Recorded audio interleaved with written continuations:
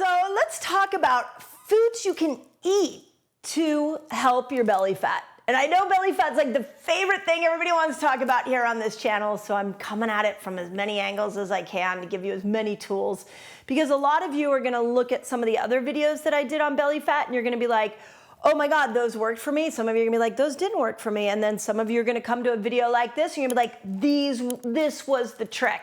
So what I'm trying to do is give you lots of different ways to approach something that's not only really annoying, this growing of belly fat, but as you know, it has been well stated that belly fat is actually an indicator of what chronic diseases are building inside your body. So being able to handle the belly fat is really important. So let's talk about foods and what we can lean in to eat to help the belly fat. You ready? Got it? Here we go.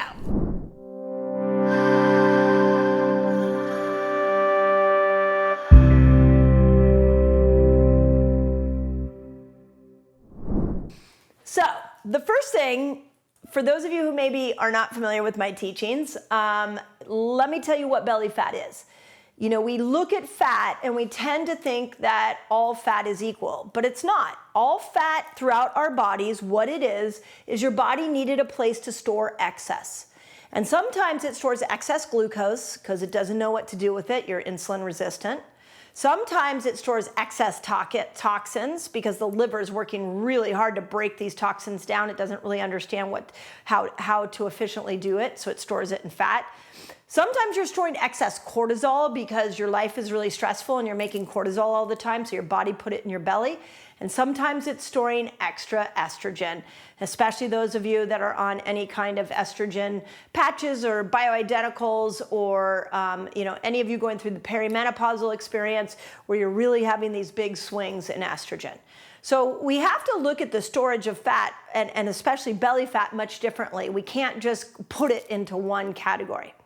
So with that in mind, belly fat is mostly cortisol and it's mostly estrogen. This is the place that your body's gonna store those two extra hormones. So with cortisol, that's a whole nother video on how do you work with your mind and your stress levels to help belly fat. That might actually be a good one to do. I don't think I've done that video yet. But for estrogen, I really want to approach 3 different food groups and how we can look at this to be able to get your body to get rid of this estrogen so it doesn't store it around the belly. So here we go. First is the first food to lean into is fatty fish. Now, I've been doing more and more on the power of fatty fish. And to me, fatty fish is everything from salmon to anchovies to mackerels. When you're going in, by the way, to do some of the more of the fattier fish, especially like the mackerels and the sardines that have a tendency to accumulate some of the toxins in our ocean, it's really good to get the baby ones because they haven't been in the ocean as long. This is a really great one put out by Patagonia that is actually has a lower level of mercury. So you start reading the ingredients and you'd be interested to see that when you get a baby version of these fatty fish, they tend to have less toxins in them. Same thing with salmon, is you really want to increase your fatty acid, that have the most amount of omega-3 fatty acids in it. And if you're going, and I'll explain why here in a second, when you're looking at increasing fatty acids, we need to have that salmon be from the wild, not farm raised. So again, the nuance matters when we're trying to use tools like fatty fish to be able to help with belly fat. Now, a couple things that I want to say about omega-3s and fatty fish and why they work so well. So they're high in omega-3s, and there was a really interesting study that I want to quote and I want to quote it accurately because I think it'll help you grasp the importance of adding something in for this belly fat. So this was a 2022 study, and what they did is the researchers split groups into overweight people into 2 groups. And one group, they fed them the same diet, by the way, but one group got the omega-3 rich fish oil every single day. So they didn't do the fish, but they did fish oil. And they got it every single day for 12 weeks. And what they found was the group that had the added in fish oil had a greater loss of fat specifically around their belly weight. They also noticed improvement in cognitive function for that group. So the reason I want to point this out, because I think this is really interesting, is that you don't necessarily have to have fish every day. You could have fish oil. I will put links to my favorites here in the notes. But when we add in omega-3s, we're not only supporting better brain health, but we are helping with the breakdown of estrogen to be able to move estrogen out of the system so it doesn't turn into that belly fat. So it's like a chemistry, think of your body like a chemistry experiment, and you're adding in the omega-3s to be able to balance estrogen better so that you can be able to get that estrogen out of your system, not stored around your belly, okay? Okay, number 2, speaking of estrogen, number 2 is soy. So I'm on a mission to bring soy back because we have all the tools for menopausal women have become more narrow and more narrow. And when we go through perimenopause and menopause, it's really important that we have more food tools to be able to help the ever-changing symptoms that are coming and going. And one of the symptoms of menopause is belly weight. So what's interesting is that when we look at soy, it's a phytoestrogen. So what does that mean? A phytoestrogen means that it acts like an estrogen, it just came from plants. So a couple interesting studies, and there were actually several of them that I'll link here in the notes, but I want to just spit them out because it's really important. That soy is rich in the phytoestrogen called isoflavones, and these will actually mimic your body's natural estrogen, not in a bad way, in a good way, and will bring up your natural estrogen levels. Now remember, when you go through menopause, if your estrogen levels go down, you become more insulin resistant. So the reason that soy as a phytoestrogen works so well is because it can help bring up your estrogen levels so you don't hit that insulin resistant place. But several studies went on to show that by increasing estrogen, you decrease belly fat. By eating more soy isoflavones, you increase estrogen. More phytoestrogens reduce menopausal symptoms, and that soy isoflavonoids speed up metabolism. So these were all studies that were done. I will link them in there for those of you that are science hounds so you can see. But soy has a multi-pronged approach that can be really beneficial, especially to my perimenopause and menopausal friends. Now, how should you eat soy?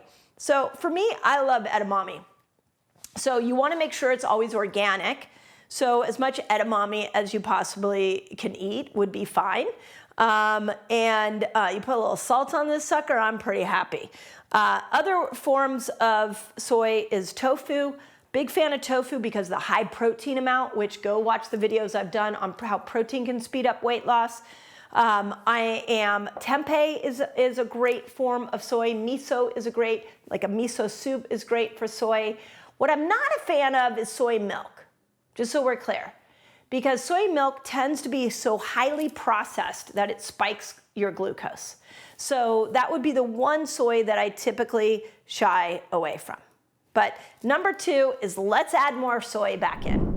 Okay, I gotta interrupt this video because I have a free guide for you so you can master fasting. It's called A Beginner's Guide to a Fasting Lifestyle. And all you've gotta do is click here and you can jump right in. Okay, number 3 thing you can do for belly fat, and I've been talking about this a lot on this channel, which is increase your green veggies. Now, green veggies do a couple things. I'm going to share with you what is like my tried and true, what I love about green vegetables, and then I want to share some science with you that's really interesting.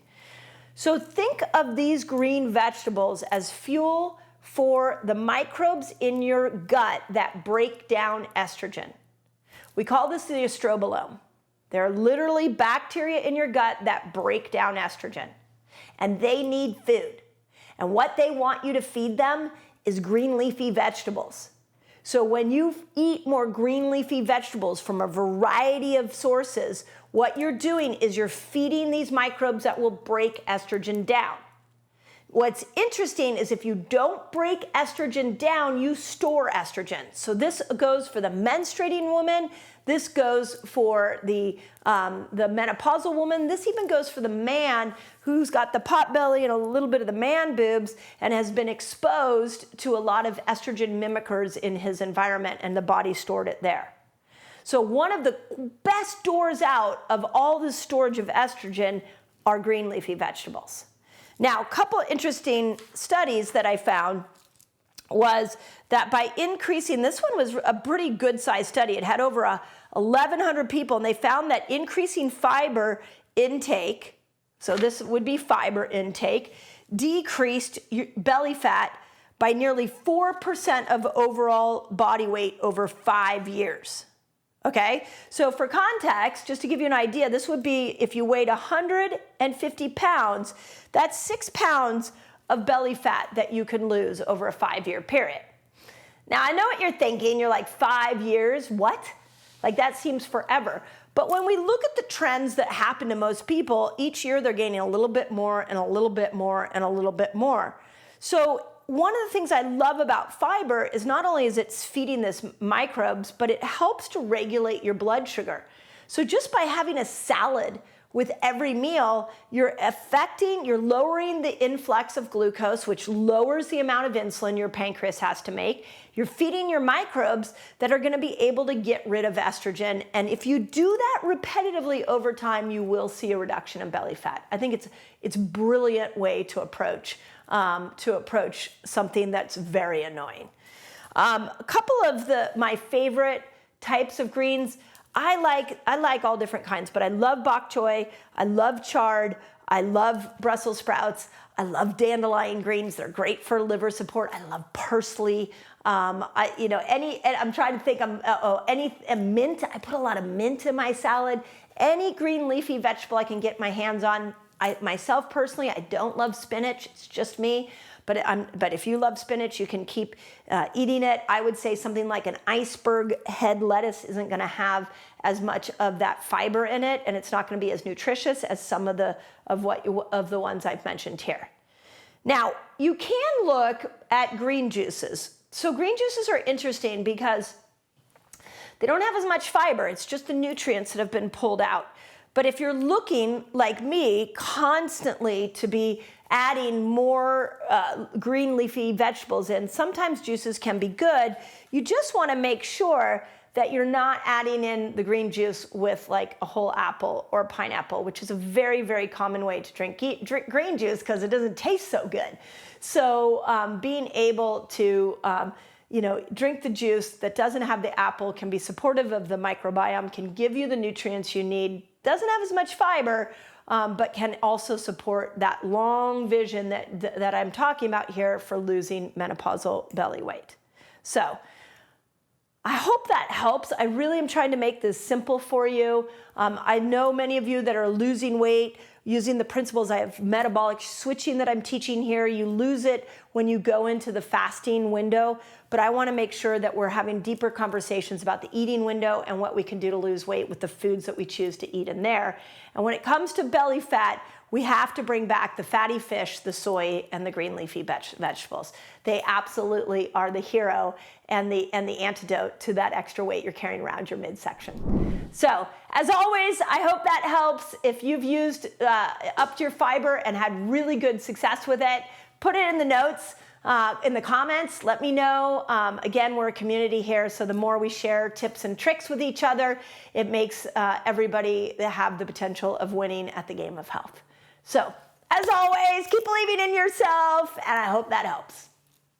Okay, you're not losing belly fat. I get it. Watch this video so you know exactly how to get rid of your belly fat. So I really want you to remember that cortisol and belly fat, those go hand in hand.